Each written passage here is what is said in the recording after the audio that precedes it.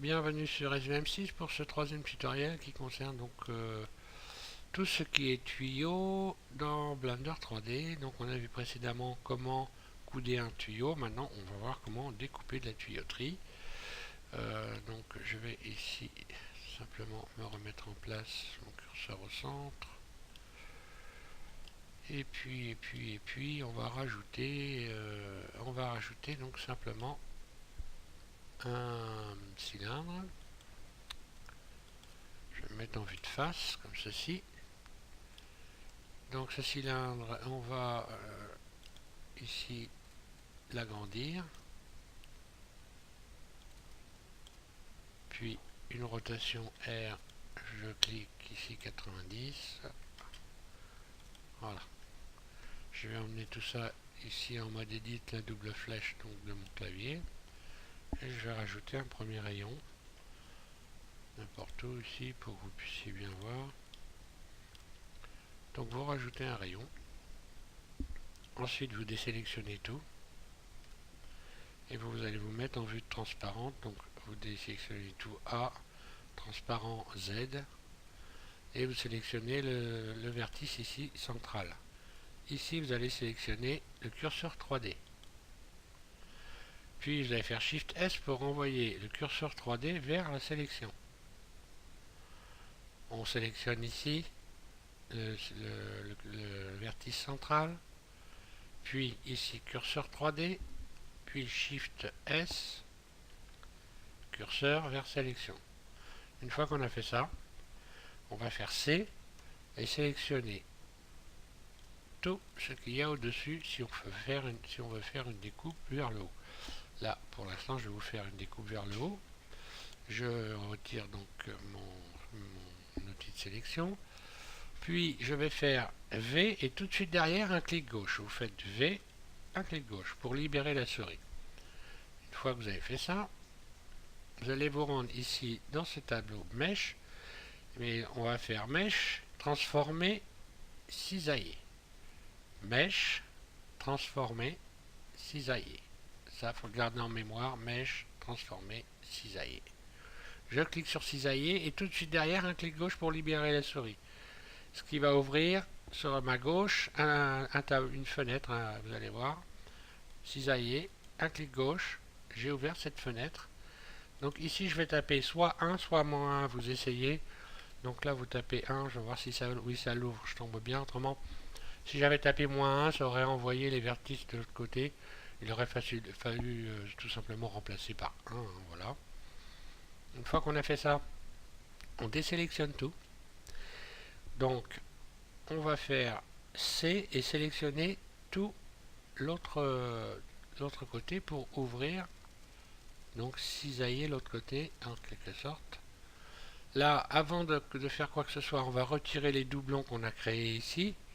Donc, on va en haut dans le tableau ici, puis on descend tout en bas, puis on clique sur la fenêtre, enlever les doublons. Vous avez deux vertices. Jusqu'à là, tout est normal. On peut retourner maintenant dans Mesh, transformer, cisailler, un clic gauche, puis un clic gauche derrière. Ici, donc, tout à l'heure, on a tapé dans ce tableau à décalage, on a tapé 1, on va taper maintenant, hop, hop, hop, -1,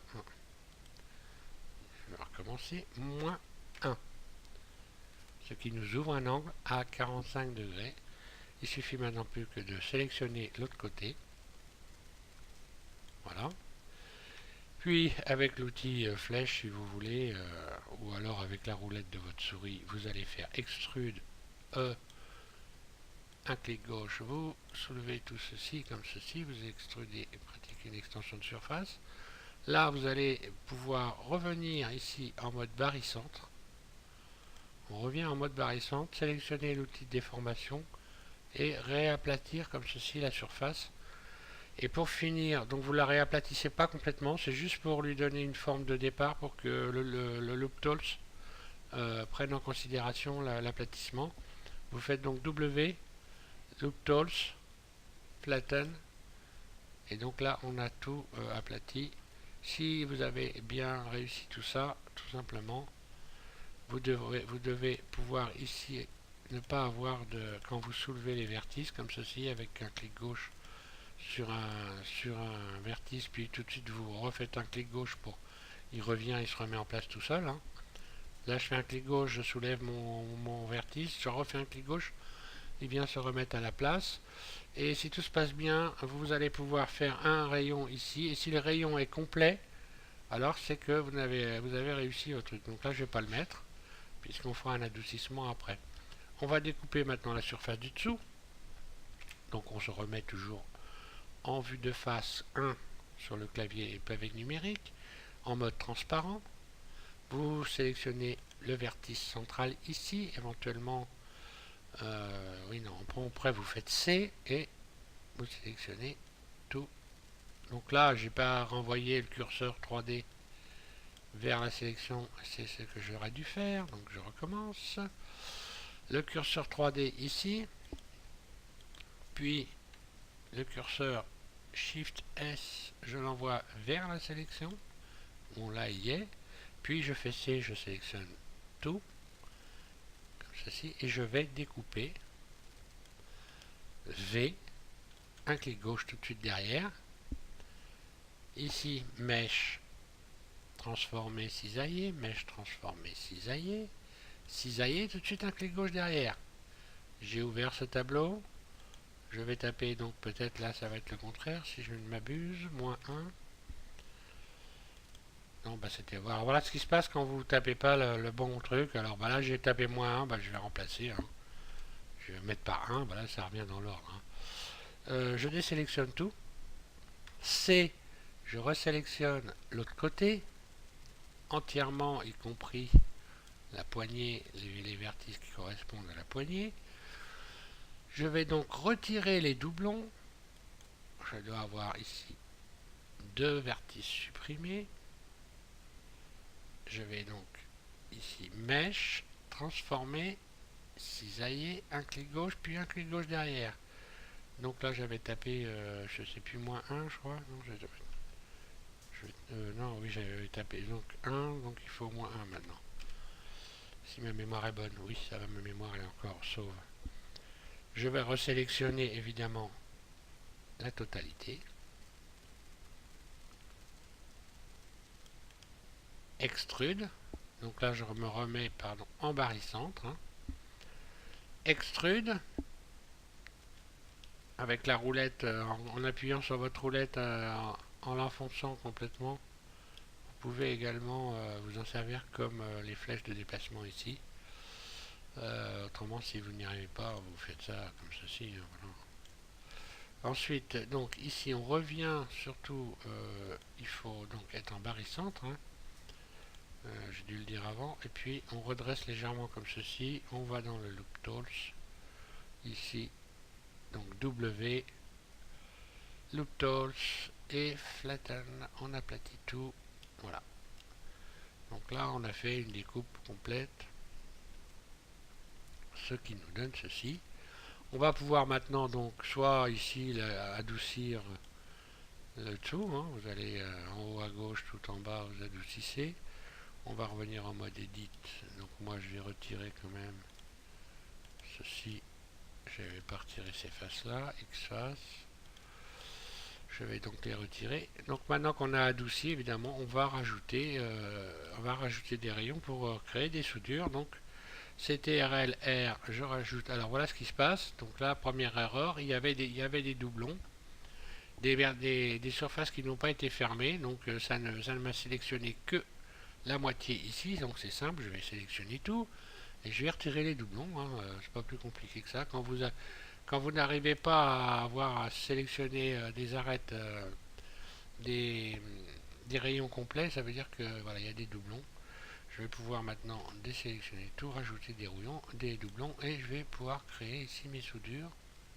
Plus je vais me rapprocher du bord évidemment, plus j'aurai des soudures saillantes. Donc je vais faire des soudures comme ceci. Je rajoute quelques rayons tout autour. Voilà.